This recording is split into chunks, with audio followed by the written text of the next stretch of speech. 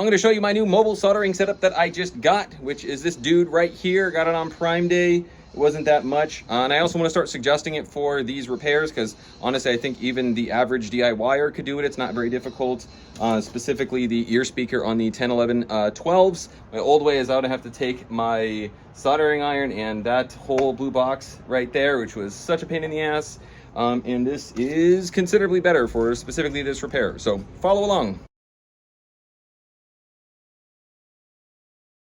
Yeah, so I'm just going to go over some of the things that I liked about it. Like I said, I had very, very low expectations because it's one of these like brands that you find on Amazon where it's a bunch of basically unpronounceable letters. And yeah, I just assumed it was for 60 bucks. It was going to be an absolute piece of crap because my Hako over there, I think it was like, I don't know, $700 or $800 or almost $1,000. So yeah, in comparison, I am absolutely blown away.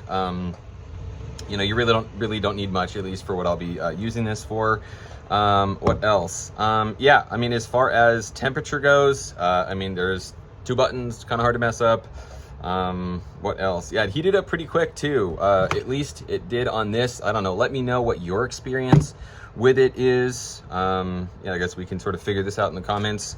What else? I don't know. It's cool that they actually came with a little, you know, tip, or for basically a holder for you to rest your tip on.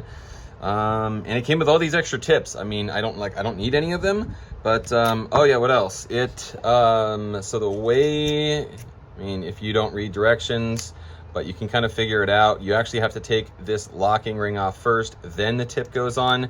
I kept trying to put it in with the locking ring on. Once again, that's the way my Haka does. I kind of just jam it in there. And then it knows that it's there. What do I not like about it? I don't know, we'll find out. I'll do a 30-day update. What do I not like about it? I was under the impression that this was gonna be like battery powered, that there was gonna be a little battery in here or something. I realize these things use a lot of power, so I don't know. Let me have it in the comments. But I mean, it's not that bad because I have a power brick with me pretty much at all times. So I guess the only time this would be kind of annoying is if the battery dies. This, going forward, essentially this will be my new mobile soldering setup. You need a battery pack. It wasn't immediately obvious, but yeah, you need a USB-C and you need a power source, which is odd because I have essentially a dedicated one at my desk and this thing just didn't supply the right amount of power.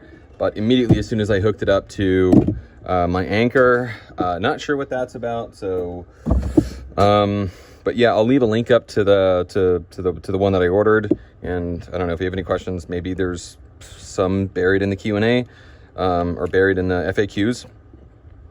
But yeah, whenever you solder, you need you know, this tip cleaner, and then obviously this is to power it. And then I don't need to carry around a lot of this stuff, but specifically speakers, it helps to have wick. And then obviously,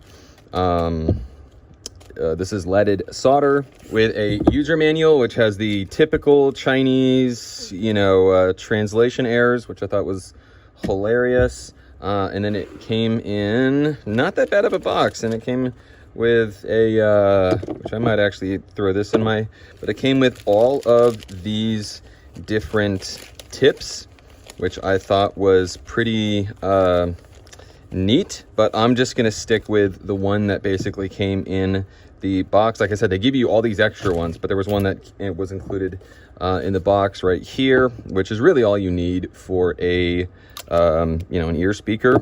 Yeah, here's a video of me using it in action.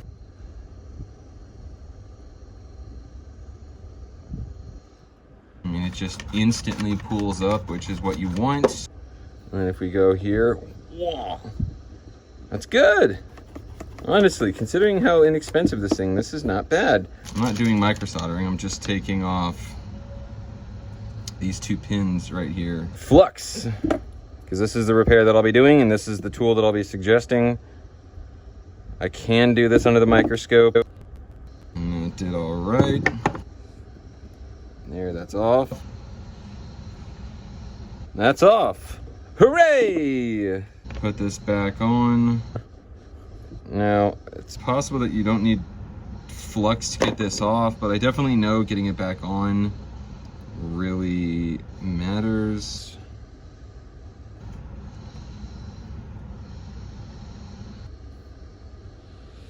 So I don't know what this will be when you buy it. When I bought it, it was 60 bucks.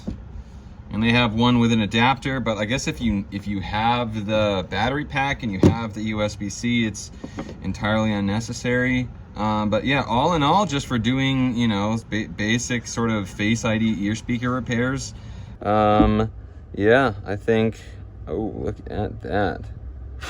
Legit. I have no problem recommending this or even just using it. I don't know how to turn this thing off. I guess I'm just gonna unplug it.